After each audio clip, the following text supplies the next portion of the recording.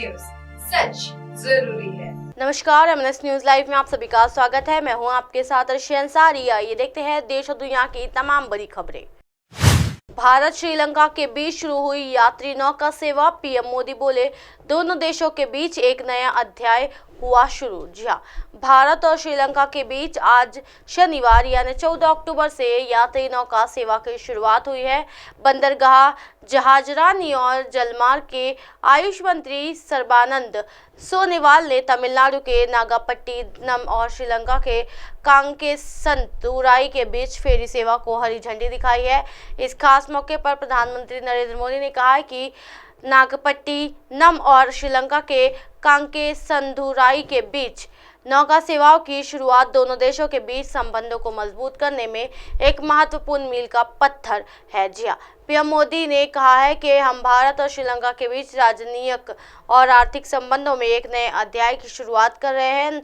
नागपट्टिनम और कांकेसंतुराई के बीच नौका सेवा का शुभारंभ हमारे संबंधों को मजबूत करने में एक महत्वपूर्ण मील का पत्थर है। पीएम मोदी ने कहा कि भारत और श्रीलंका सांस्कृतिक, वाणिज्य और सभ्यता का गहरा इतिहास साझा करते हैं। पीएम नरेंद्र मोदी ने कहा कि नागपट्टिनम और आसपास के शहर लंबे समय से श्रीलंका सहित कई देशों के साथ समृद्धि व्यापार के लिए जाने जाते हैं।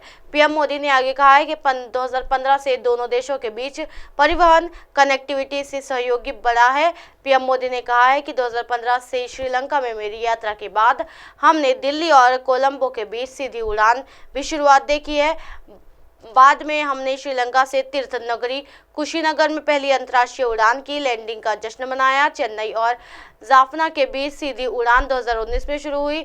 अब नागपट्टिनम और कांकेसंतुराई के बीच नौका सेवा इस दिशा में एक और महत्वपूर्ण कदम है। बढ़ते हैं अगली खबर की तरफ। छात्र की मौत के बाद बड़ी संख्या में लोगों ने किया विरोध प्रदर्शन। बीजेपी एमपी का सीएम केसीआर पर हमला। जी हाँ, तेलंगाना की राजधानी हैदराबाद में एक छात्रा ने आत्महत्या कर ली। इसके बाद छात्रों समेत लोगों में आक्रोश देखने को मिल रहा है। उनकी आत्महत्या के बाद छात्रों सहित बड़ी संख्या में लोगों ने विरोध प्रदर्शन किया है। बीजेपी सांसद डॉक्टर के लक्ष्मण ने इस मामले पर ट्वीट कर कहा है कि मेहनती छात्र कुमारी प्रवल्लिका की आत्महत्या बेहद दर्दनाक खबर है।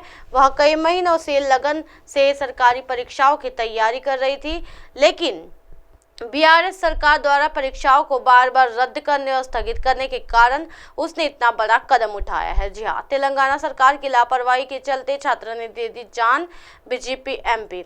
इसके साथ ही बीजेपी सांसद ने तेलंगाना सरकार पर भी निशाना साधा है। उन्होंने कहा है कि ऐसी परीक्षाओं की तैयारी करने वाले बेरोजगार युवाओं के प्रति राज्य सरकार की कर्तव्य की पूर्ण विफलता है। मैं छात्र प्रवल्लिका के लिए न्याय की मांग करता हूँ। तेलंगाना सरकार की घोर लापरवाही के चलते प्रवल्लिका और अनगिनत अन्य लोग भी परेशानियों का सामना किया है।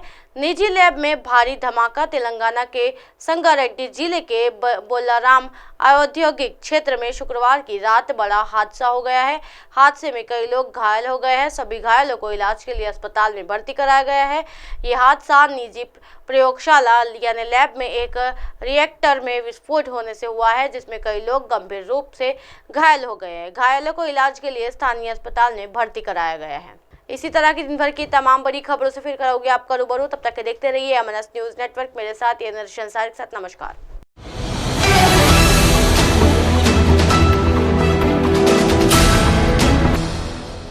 ये है एमएनएस न्यूज नेटवर्क और आप देख रहे हैं एमएनएस न्यूज।